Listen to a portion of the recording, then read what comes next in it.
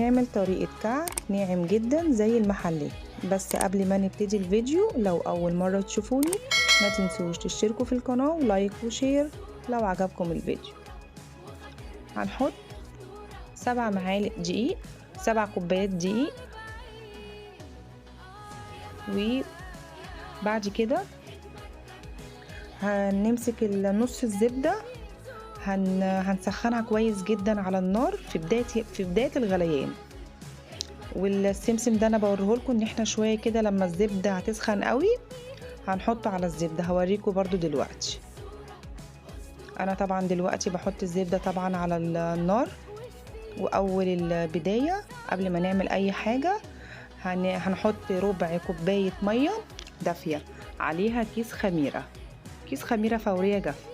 هنحط 3 معالق سكر ونقلبهم كويس عشان الخميره تشتغل معانا، وهنغطيها على جنب.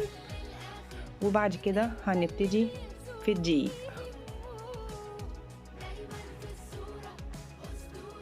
حطينا 3 معالق ريحة كعك، وكيس فانيليا، وكيس لبن نيدو،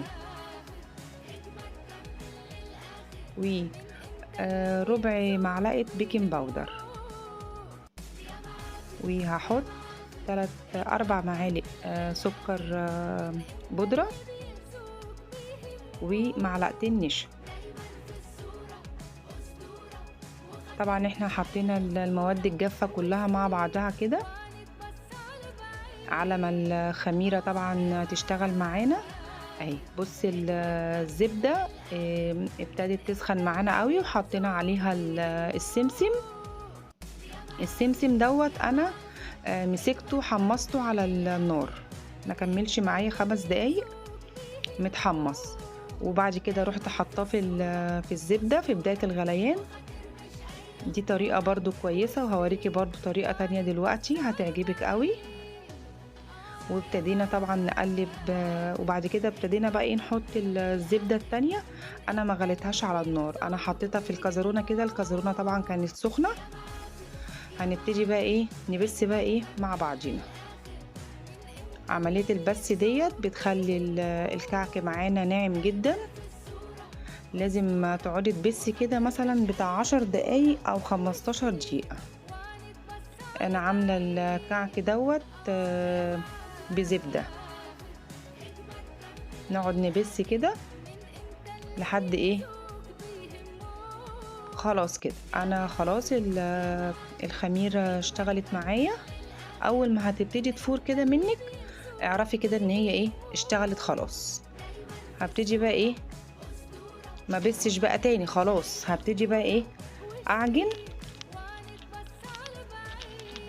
الم كده العجين كده خالص، ما بسش تاني. خلاص كده.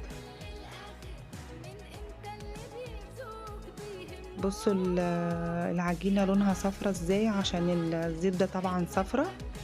هبتدي بقى اعملها كرة كده. بصوا مش مشققة ولا اي حاجة كده، الزبدة بتاعتها تمام والعجين 100 100 ومفيش اي حاجة. هسيبها طبعا تريح شوية بتاع 5 دقايق. هبتدي بقى اعمل كورة كده واحطها في الصينية طبعا ما بتدهنش اي حاجة خالص. هبتدي بقى اكور كده. هبتدي طبعا انا مشغلة طبعا الفرن بقالي بتاع 5 دقايق. ودي طبعا طريقة كويسة جدا، بتخلي الكعك ناعم لما بنحط النشا. بس انا حطيت سكر في الطريقة ديت عشان انا مش عايزاه ناعم قوي. يعني انا عندي جوزي بيحبه يعني في خشونة كده شوية. هوريكم برضو طريقة تانية دلوقتي دايب وناعم جدا لدرجة وانتي بتلمسيه بايدك كده بيبصم في ايدك. هوريكي برضو الطريقة ديت. بصوا البصمة دي جميلة قوي، ب7 جنيه تحفة. خلاص كده احنا خلصنا. طبعا بصوا السمسم باين اهوت في الكعك عشان انا طبعا حمصته. ما كملتش اساسا 10 دقايق ان انا ريحته على جنب. اشتغلت على طول، حطيت على طول في الميكروويف. ما سيبهوش بقى يتخمر ويقعد بقى على جنب كده بنص ساعة وساعة زي ما زمان ما كنا بنعمل. بصوا انا خلاص اهوت طلعته طبعا من الفرن. آه، تحفة. دول يا دوبك عملوا لي 7 كوبايات دقيق بالظبط. وادينا اهوت حطينا السكر البودرة. هوريك انا دلوقتي. بصوا الكعكاية دي ماسكة نفسها شوية، ماسكة نفسها شوية ليه؟ علشان انا حاطة سكر بودرة. بصوا بتقطم معايا. يعني في ناس بصراحة بتحب الكعك ما يبقاش ناعم قوي، هو ناعم من جوه طبعا بس الكعكاية ماسكة حيلها كده. لكن في ناس بصراحة بتحب الكعكاية دوبك تمسكها في ايدك تلاقيها بصي دايبة كده وناعمة. هوريكي طبعا انا الطريقة التانية دلوقتي. ما شاء الله تحفة. وموفر جدا معانا. طبعا دلوقتي كل حاجة دلوقتي بقت غالية. بصوا الكعكاية نفس البصمة اللي احنا عاملينها بالبصامة باينة في الكعكاية. بصوا دي الطريقة التانية. انا كنت بس بصور بس بصراحة يعني التصوير كان قاطع معايا، ما كملش معايا الفيديو من البداية. بس انا هقولك انا عملت الطريقة ديت ازاي. انا الطريقة ديت عملتها زي الاولانية بس ما حطيتش كيس لبن نيدو ولا حطيت سكر. ولو 7 كوبايات دقيق شلت منهم كوباية، حطيت 6 كوبايات، والكوباية السابعة حطيت نشا، كوباية نشا بحالها. وما حطيتش لبن نيدو وما حطيتش سكر بودرة. بس ده بقى دي الطريقة دي بصراحة انا برشح ان انتوا تعملوا الطريقة ديت. ده ناعم جدا دايب قوي زي المحلات بالظبط. انا بصراحة بحب الطريقة ديت بالاكتر، بس انا حبيت ان انا اعمل لكم الطريقة الاولانية عشان في ناس بتحب الكعكاية ماسكة حيلها كده وتبقى خشنة شوية. خلاص بقى هنبتدي برضو نحط في الصينية. انا قلت لكم ان احنا الصينية طبعا ما بندهنهاش اي حاجة خالص، ونبصم كده. انت لو ما عندكيش البصمة ديت انت ممكن تعملي بالمنقاش، تعملي بالشوكة.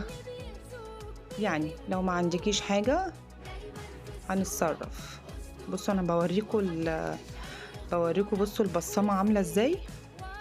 وطبعا علشان الخبيز احنا عاملينه بطريقة كويسة، بس امشي بنفس الخطوات اللي انا عاملاها دي دلوقتي. الكعكاية ولا هتنفش معاكي ولا هتكبر معاكي في الفرن.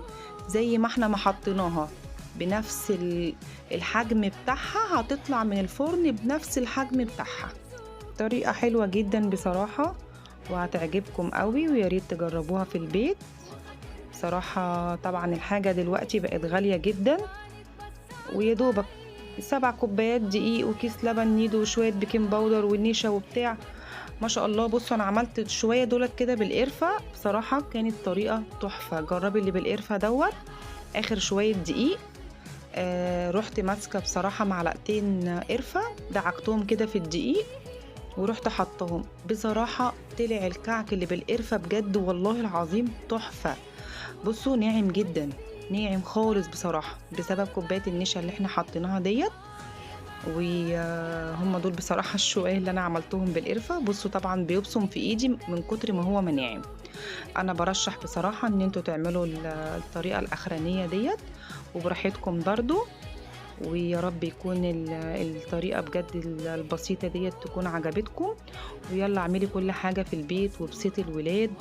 ورمضان جاي علينا اهوت، كل سنة وانتوا طيبين. واعملوا كل حاجة في البيت ووفري بقى شوية في الغلا اللي احنا فيه ده. بصوا انا برضو قصده برضو ان انا ابصم لكم في ايديا عشان اوريكم بجد ان الكعك بجد بجد ناعم جدا وحياة ربنا ودايب. يعني يا ريت بجد والله العظيم تجربيه بنفس الطريقة ديت. ويا رب يكون الفيديو عجبكم واكون خفيفة على قلوبكم. متنسوش تعملوا اشتراك. والسلام عليكم ورحمة الله وبركاته.